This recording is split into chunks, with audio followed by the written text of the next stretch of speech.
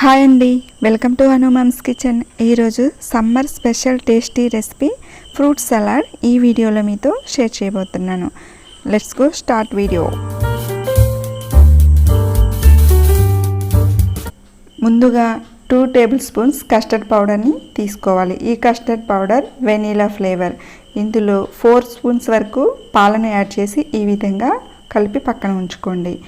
1/2 litre వరకు పాలు తీసుకొని గిన్నెలోకి పోసుకొని స్టవ్ వెలిగించి స్టవ్ మీద పెట్టి మంటను హై ఫ్లేమ్లో ఉంచుకొని ఇలా గరిటెతో కలుపుతూ ఒకసారి పొంగు వచ్చిన తర్వాత టేస్ట్కి సరిపడా పంచదార వేసుకొని అది మెల్ట్ అయ్యే వరకు ఇలా కలుపుతూ ఉండండి.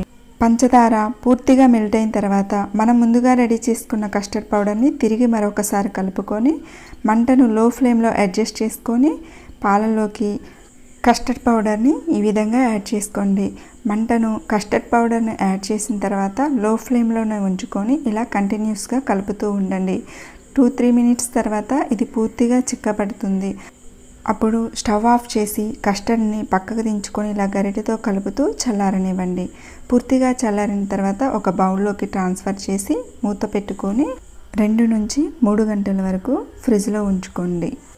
ఆ తర్వాత ఇందులోకి మనకి నచ్చిన ఫ్రూట్స్ని కట్ చేసుకొని రెడీగా ఉంచుకోవాలి. నేనైతే ఇందులోకి 1 కప్పు యాపిల్, 1 కప్పు ద్రాక్ష ముక్కలను, 1 కప్పు అరటిపండు ముక్కలను, 1 కప్పు బొబ్బాయి ముక్కలను, 1 కప్పు దానిమ్మ గింజలను రెడీ చేసి ఉంచుకున్నాను. కస్టర్డ్ కూల్ అయిన తర్వాత ఫ్రిడ్జ్లో నుంచి తీసుకొని ఒకసారి ఈ విధంగా కలుపుకొని మనం ముందుగా కట్ చేసి పెట్టుకున్న ఫ్రూట్స్ని ఇందులోకి యాడ్ చేసుకోండి. మీకు నచ్చిన ఫ్రూట్స్ని మీకు అవైలబుల్గా ఏ ఫ్రూట్స్ అందుబాటులో ఉంటావో అవి ఈ విధంగా సన్న ముక్కలుగా కట్ చేసుకొని మన కస్టర్డ్లోకి యాడ్ చేసుకోవాలి. నేను కట్ చేసుకున్న ముక్కలను ఇందులోకి యాడ్ చేసుకొని ఒకసారి మొత్తం అంతా మిక్స్ చేసుకుంటున్నాను. ఫైనల్గా ఇందులోకి చెర్రీస్ని యాడ్ చేసుకొని మన ఫ్రూట్ సలాడ్ని రెడీ చేసుకున్నాను. ఇది సర్వింగ్ బౌల్లోకి సర్వ్ చేసుకొని మీకు ఇంకా టేస్ట్ కోసం ఇందులోకి ఐస్ క్రీమ్ యాడ్ చేసుకొని తింటే చాలా బాగుంటుంది. ఐస్ క్రీమ్ రెసిపీ లింకును డిస్క్రిప్షన్లో ఇస్తాను, కావాలనుకున్న వాళ్ళు చూడండి.